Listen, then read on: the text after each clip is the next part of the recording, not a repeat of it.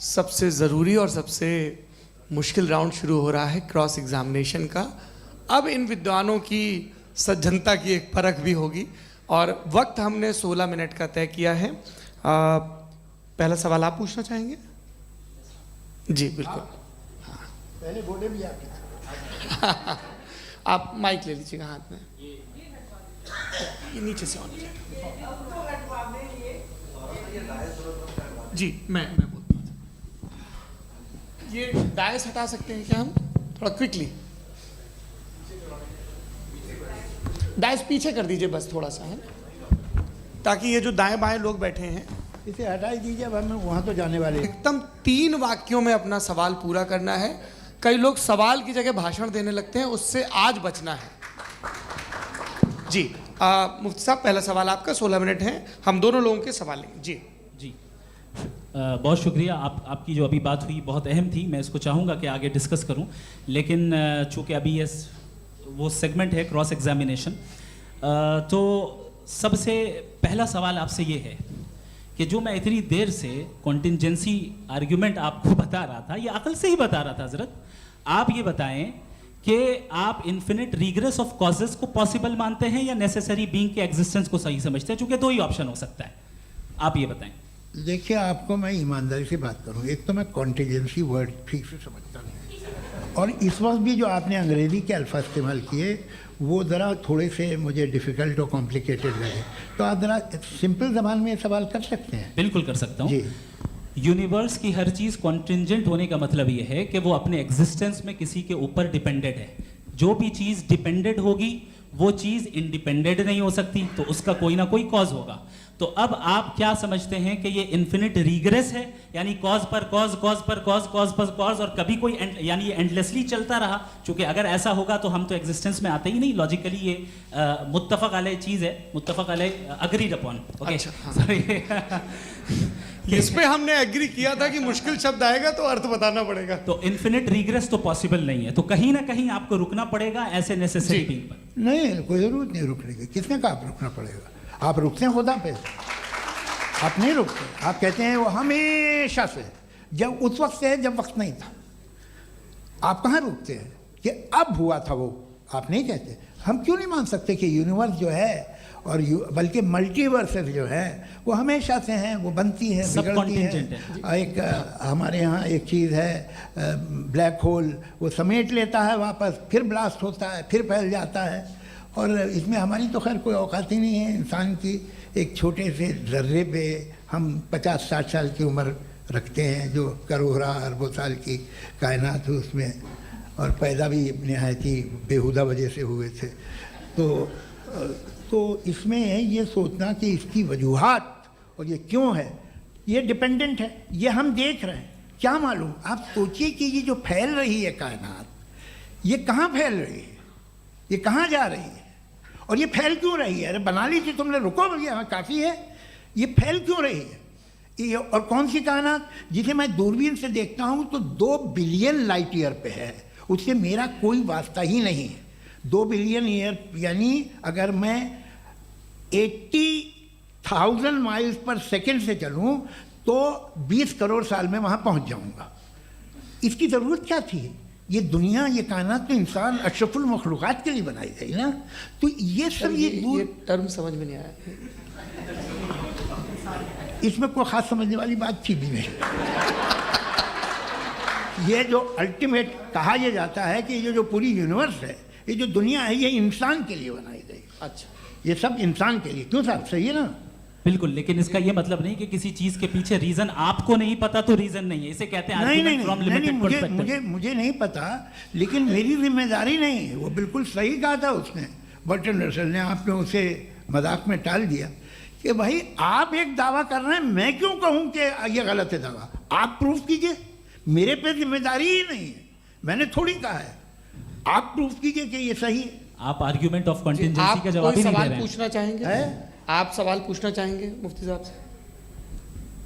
क्योंकि ये cross examination का दौर है। आप जैसे पहले बोल रहे थे फेथ को लेके कुछ। मैं ये पूछना चाहूँगा कि खुदा ने जो भी रेवलेशन किए हैं, एक मज़हब के नहीं बहुत से मज़हबों में किए हैं, अलग अलग रेवलेशन है। कहीं कुछ एक बातें हैं, कॉन्ट्रडिक्शन भी है। आपस में कहीं कुछ आप कर सकते हैं, कहीं कुछ नहीं कर सकते। ऐसा नहीं है कि सबकी कोड ऑफ मॉरल एक है। तो ये किस्सा क्या है? अब आप ये देखिए कि मुझे कभी कभी लगता है कि ये जो फुटबॉल फाइनल होता है, लाखों लोग होते हैं, फिर वो टीवी कवर कर करोड़ों लोग, अगर उसमें खुदा की एक भूमि आवाज़ आ जाती, मैं गॉड हूँ, तो सारे लोग अभी सुन लेते और टीवी पे भी सुन लेते, किस्सा खत्म होता। ये इतनी राजदारी क्या है कि तुम सामने कुछ तो सबूत दे दो हमें सॉलिड। ये कह साहब ये यूनिवर्स कैसे बनी, इससे मसला क्या हल होगा? मैं पूछूंगा आपसे खुदा कैसे बना? क्यों नहीं पूछूंगा कैसे बना? बल्कि वो तो कायनात से कहीं ज़्यादा इंटेलिजेंट है, कायनात से कहीं ज़्यादा कॉम्प्लेक्स। जी वो हमेशा से है। आप कहेंगे मैं मान लूँगा। अच्छा, दोयम वो कादिर मुतलक, यानी कादिर मुतलक का मतलब ओमनीपोटेंट, वो जो चाहे कर सकता है। आपको नौकरी दिलवा सकता है, आपकी अच्छी जगह शादी करवा सकता है, आपके पड़ोसी का मुकदमा हरवा सकता है, आपको जिता सकता है, सब काम करता है। थोड़ा सा माइक क्लोज जी। वो इस दुनिया को चला कैसे रहा है? ये दुनिया कैसे चल रही है? आपको इस पर हैरत नहीं होती? या क़यामत के बाद कभी एक जस्टिस होगा, जब ये बच्चा मर चुका होगा जिसकी धज्जियाँ उड़ गई बम से, इसको इंसाफ मिलेगा तब? अच्छा, अब जवाब दूं? हाँ जी, दीजिए। मैं वही इसीलिए आप ही की तरफ आता हूं। सबसे पहले आपने रेवलेशन और स्क्रिप्चर्स की बात की, इस पे मैं बात कर सकता हूं लेकिन आज नहीं करूंगा चूंकि वक्त कम है, कभी और इस पे डिस्कस करेंगे। मैं तैयार हूं उस पे भी बात करने के लिए। ये क्योंकि अभी हमारा से topic- राउंड 2 की भूमिका तय हो रही है। Does God exist round 2? जी, चूंकि आज गॉड के एग्जिस्टेंस पे बात है तो मैं उसी के रिलेटेड जो है आपके सवालात को एंटरटेन भी करूंगा और मैं भी पूछूंगा। आपने कहा कि आपने साबित ही नहीं किया, जबकि आर्ग्यूमेंट ऑफ कॉन्टिजेंसी बुनियादी आर्ग्यूमेंट है। आप मुझे कॉन्टिजेंसी का मतलब बताइए, आपका मतलब क्या कॉन्टिजेंसी? कॉन्टिजेंसी का मतलब यह हुआ कि हर वो वजूद जो किसी भी चीज़ का पाबंद है, हर वो वजूद या हर वो चीज़ जो अपने एग्जिस्टेंस में किसी भी चीज़ के पाबंद है और उससे बाउंड है, उसको उसकी ज़रूरत है, उस पर डिपेंड करती है, तो जाहिर सी बात है कि उसका कोई ना कोई कॉज होता है। ये तो अक्ल की बात है। ये आप रीजनिंग की बात करते हैं, मैं वही कर रहा हूँ। दूसरी चीज़ आपने ये बात कही कि इतने बिलियन लाइट ईयर्स दूर है, उसका मेरा क्या लेना देना। फिर मेरे ख्याल से आपको ये नहीं कहना चाहिए I think therefore I am an atheist. आपको सोचना चाहिए, सिर्फ आप एक लिमिटेड दायरे में रहकर नहीं सोचें बल्कि बाहर निकलकर सोचें। आपने तीसरा सवाल किया, आपने 2-3 सवाल एक साथ। ऐसी बातें ना कीजिए, कुछ लोगों को इतराज़ हो जाएगा आप पे कि आप कुछ भी सोचिए। ये इजाज़त आपको है नहीं, मुझे है।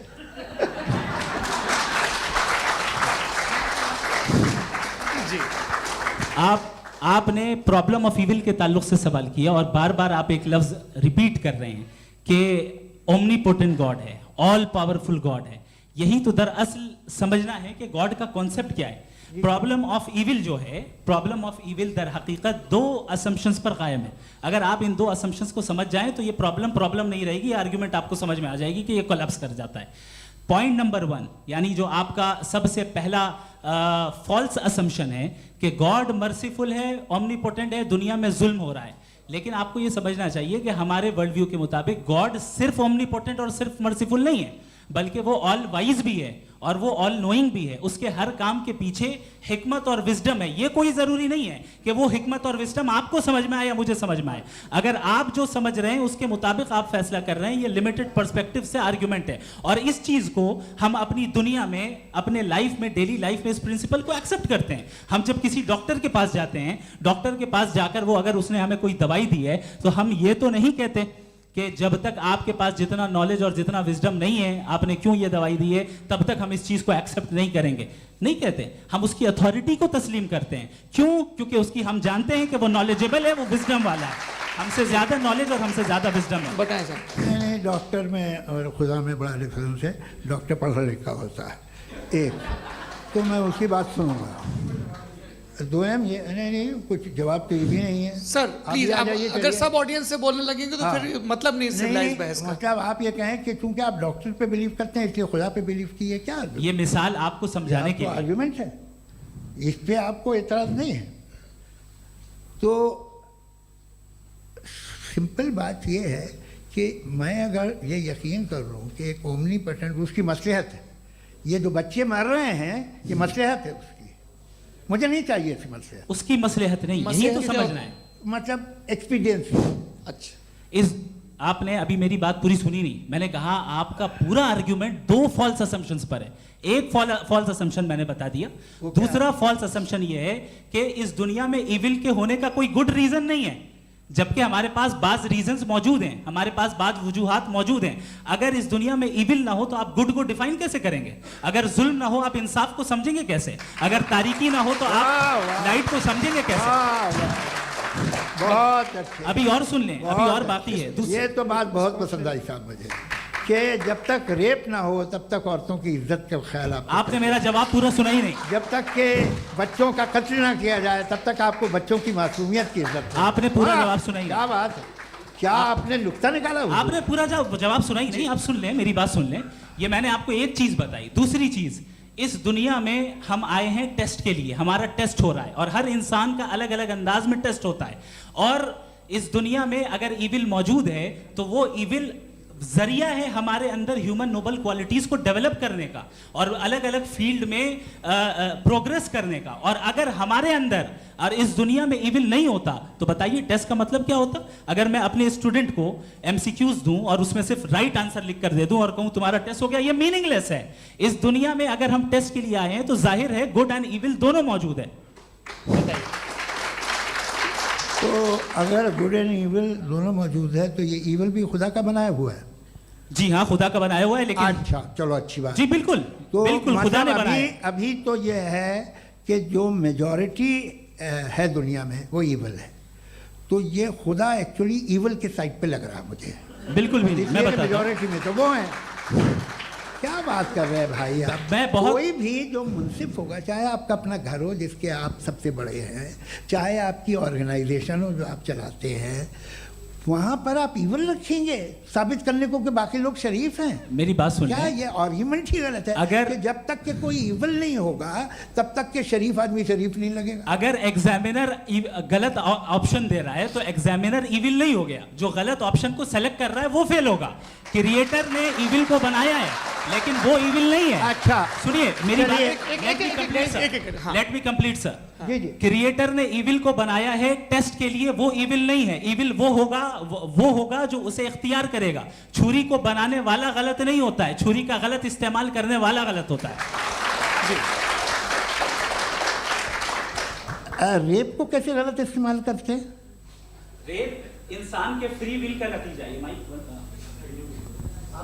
ये रेप कैसे गलत इस्तेमाल होता है? ये मुझे अब सुन लें, अब सुन लें। गलत इस्तेमाल होता है। हाँ मैं बता रहा हूँ ना, कैसे गलत मैं बता रहा हूँ कि जो इविल इस दुनिया में मौजूद है उसके कई सारे तरीके हैं। एक तरीका इंसान का अपना फ्री विल है। अब अगर कोई रेपिस्ट रेप कर रहा है तो इसका गॉड का कसूर नहीं है, वो अपने फ्री विल का गलत इस्तेमाल कर रहा है, उसको सजा मिलनी चाहिए। अच्छा। और उसी के लिए जहन्नम बनाई गई है।